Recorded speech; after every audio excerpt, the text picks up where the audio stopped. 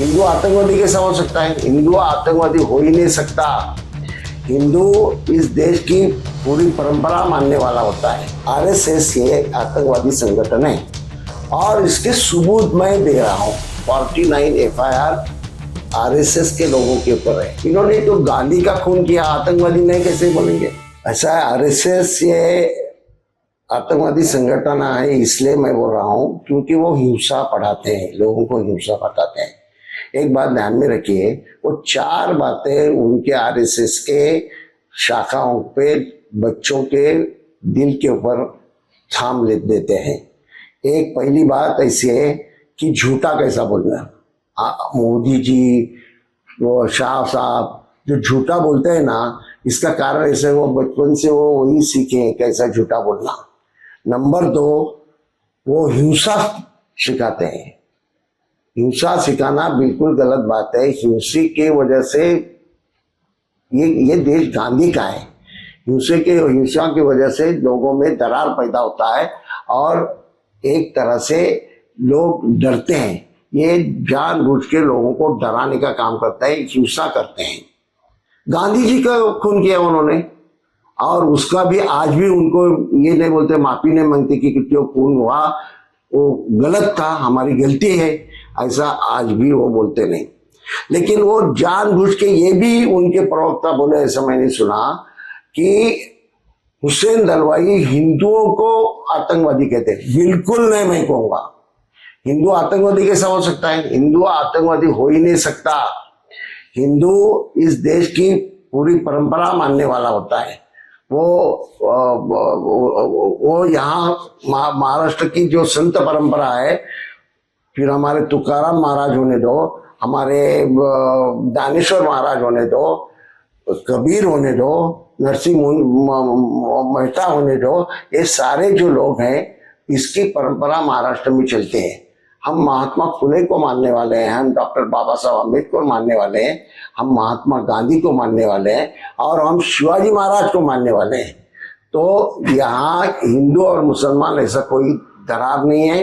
ये जानबूझ के बोला जाता है और ये जानबूझ के मैं जो बोला वो ये करते हैं। मेरा कहना ऐसा है कि आरएसएस ये आतंकवादी संगठन है और इसके सबूत मैं दे रहा हूं। एक तो पहला सबूत यह है कि दीनदयाल साहब का जो जनसंघ के अध्यक्ष थे, उनका खून हो गया ट्रेन में। वो खून की जांच करने के लिए मधोक साहब के नेतृत्व में एक कमेटी की गई। मधोक साहब ने 3 महीना लगातार उसके बारे में जहां जहां घूम के वो कमेटी का रिपोर्ट तैयार किया। तो वाराणसी गए, वो यहाँ मुगल सराय गए, सब जगह गए। 3-4 महीने उन्होंने तय करके वो रपट दी। वो रपट इन लोगों ने छुपा के रखी, लेकिन उन्होंने एक किताब लिखी और किताब में ये सारी बातें लिखी हुई है। सत्य शोधन समिति, उनका कहना ऐसा है, दीनदयाल के हत्या बाला साहेब देवरस जो प्रमुख थे वो उसमें थे। फिर नानाजी देशमुख, ये बहुत आरएसएस के बहुत बड़े नेता थे, बड़ा आदर है उनके बारे में आरएसएस के लोगों को।